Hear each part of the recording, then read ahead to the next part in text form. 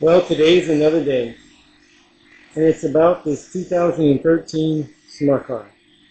The other day, I tried to video what I was building for this 4-inch lift kit, and the cat got me confused. Miss Puss in Boots, who's in charge of the shop and everything else, she ended up creating a little bit of a blunder, and I'm just kidding.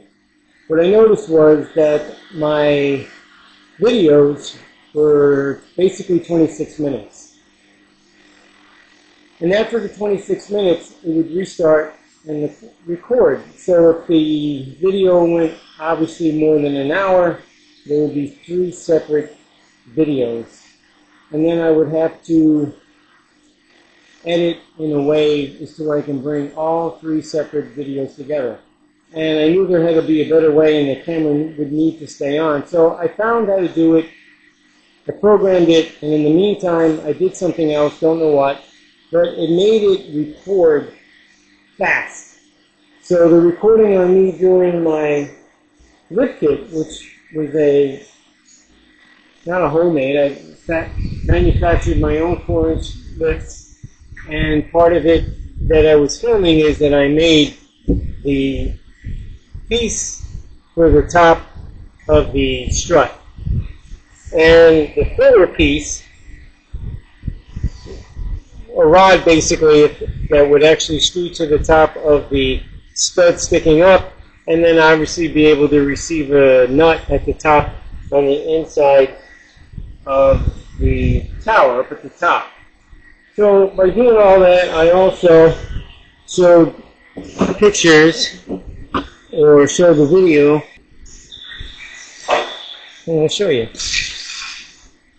These pieces here that I have the light shined on, it's kind of hard to tell, but they're rectangle boxes, and what it did is it lifted it 3 1/4 inches and moved the front cradle, as we'll call it, forward, so that as the car would go up, I could keep it close to center, and also keep in mind I'm going to be putting bigger tires on it. So with that being said, I lost the video of all those things that I've done to the front end. So for the past couple of days, I made the rear suspension, which is a lot more involved. And the kits that they sell, a 6-inch one, didn't show anything about longer axles. And I don't think it really would total out to 6 inches. Part of it was a 2-inch body lift. There it is. You know, one in the front, one back there, one up underneath in the front on that cradle. So I did a 1-inch, and then I did these spacers, these blocks, like I did in the front. Originally I did them 3 1/4 inches because I kind of wanted the back to be a little bit higher than the front, just like it was originally stock. So not only doing that, knowing that I was going to go 5 inches or more, closer to 6, that it would create an issue with the axles, especially on the left side, because the left side axles are short. Left side one axle is short. So it would just end up binding, and though this is extended down, it shows a little bit too much of an angle, but when it goes down to the ground, it's got a nice angle at it. It's not binding. So at the same time, knowing that I had to make longer axles, I needed to cut the tubes, as you see there, and extend them out, because you need to go wider to get a more comfortable angle on the axle. And also extend it back because of the way this thing pivots there, right up there. It would swing the cradle, the lower part of the cradle, forward. So that would mean that the center of the axle would not remain in the center of the wheel well. So I needed to do both. Extend it back towards the tail light, say, and out away from the car. So I did took care of that, extensions for the shocks, the blocks up there, and obviously the pedestal where the springs would sit on, and then these sway bar, torsion bar type things that are here, I had to extend them out, and obviously I did.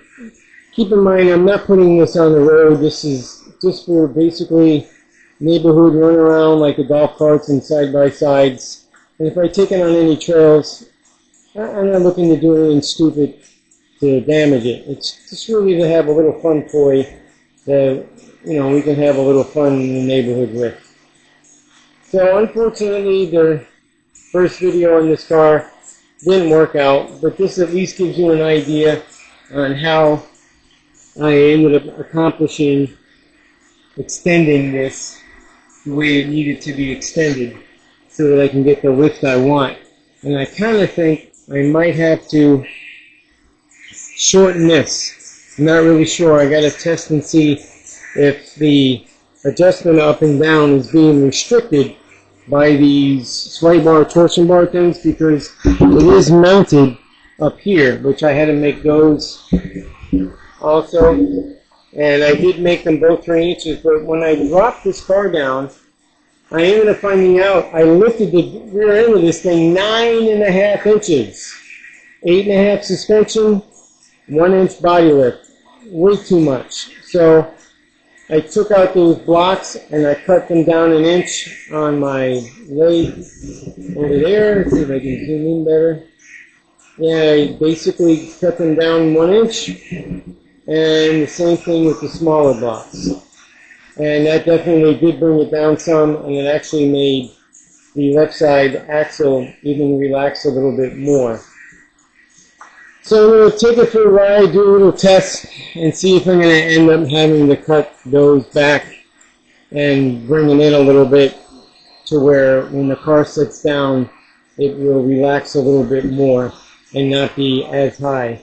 I really don't need it a total now of 8.5 inches high or even 8 inches high. I think that's a little bit too much considering that the wheels are going to be sticking out, and I will be putting wider and bigger tires on it, especially in the back wider, something like 13 inches wide because I got plenty of room, and in the front whatever I can get away with, but I might end up having to cut and space out the lower control arms, because there is a little bit of an angle on it, and I'm going to want them to run a little more plumb the way they should.